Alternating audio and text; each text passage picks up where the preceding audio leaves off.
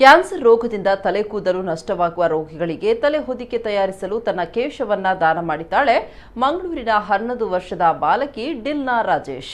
ಕಣ್ಣೂರು ಜಿಲ್ಲೆಯ ಪಯ್ಯನ್ನೂರು ಬಳಿಯ ಕಾಂಕೋಳ್ ನಿವಾಸಿಗಳಾಗಿದ್ದು ಇವರು ಪ್ರಸ್ತುತ ಮಂಗಳೂರಿನ ಎಕ್ಕೂರಿನಲ್ಲಿ ನೆಲೆಸಿದ್ದಾರೆ.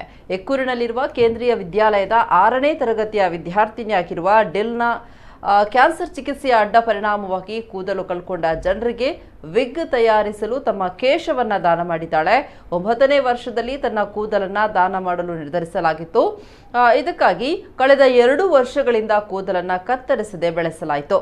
ಜನವರಿ 14ರಂದು ತನ್ನ 11ನೇ ಹುಟ್ಟುಹಬ್ಬದಂದು ನೀಡಲು ನಿರ್ಧಾರ ತೆಗೆದುಕೊಂಡಿದ್ರು.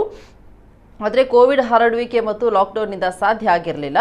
ಸೆಪ್ಟೆಂಬರ್ 22ರಂದು ತನ್ನ ಕೇಶವನ್ನ ಕೊಡುಗೆ ನೀಡಲಾಗಿದೆ ಅಂತ ಡಿಲ್ನಾ ಹೆತ್ತವರು ತಿಳಿಸಿದ್ದಾರೆ. ಹೇಗೆ ಕತ್ತರಿಸಿದ ಕೇಶವನ್ನ ಬಡ ಕ್ಯಾನ್ಸರ್ ರೋಗಿಗಳಿಗಾಗಿ ವಿಗ್ಗಳನ್ನು ತಯಾರಿಸಿ ನೀಡುವ ಕೇರಳ ತ್ರಿಶೂರಿನ ಮಿರಾಕಲ್ ಚಾರಿಟೇಬಲ್ ಅಸೋಸಿಯೇಷನ್ ನೇತೃತ್ವದ ಹೇರ್ ಬ್ಯಾಂಕ್ಗೆ ಕಳುಹಿಸಿಕೊಡಲಾಗಿದೆ.